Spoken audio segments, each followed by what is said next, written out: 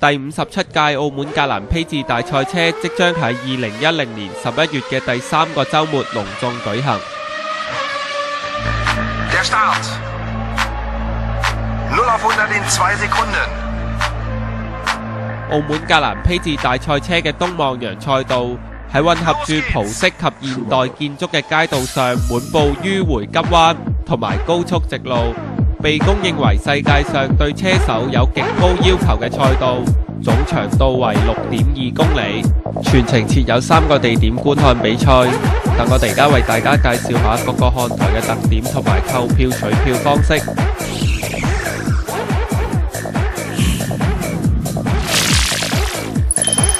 大看台可以令你貼身觀看起跑線上嘅靚人靚車，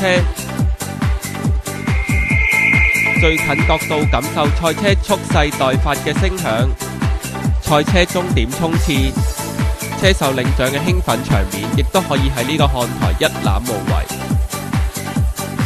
喺港澳碼頭離境大堂正門口直出就可以見到大看台售票處。買咗門票之後就可以經由行人隧道橫過馬路，經觀眾入口就可以到達大看台。設有劃位同唔劃位兩種票價。水塘灣看台設喺大看台旁邊，係觀看賽車起步爭入第一個彎嘅最佳位置。喺呢度仲可以睇到文華東方彎位賽車爭位而發生嘅意外情況。同時呢個看台嘅票價係3個看台之中最低，分別設有座位同石級兩種票價，不設劃位。水塘灣售票點位於海立坊對面，可以由行人天橋行過馬路，看台入口處就喺旁邊。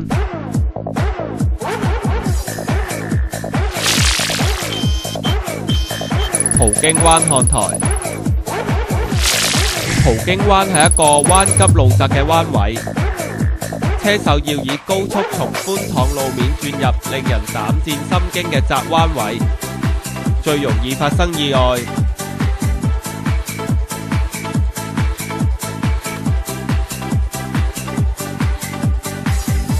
呢度每年都吸引咗眾多遠道而來嘅捧場客。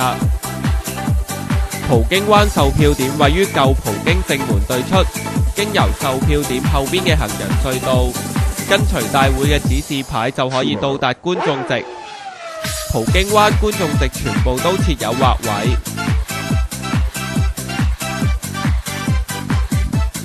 喺經歷過一場場動魄驚心嘅比賽之後，你會唔會意猶未盡呢？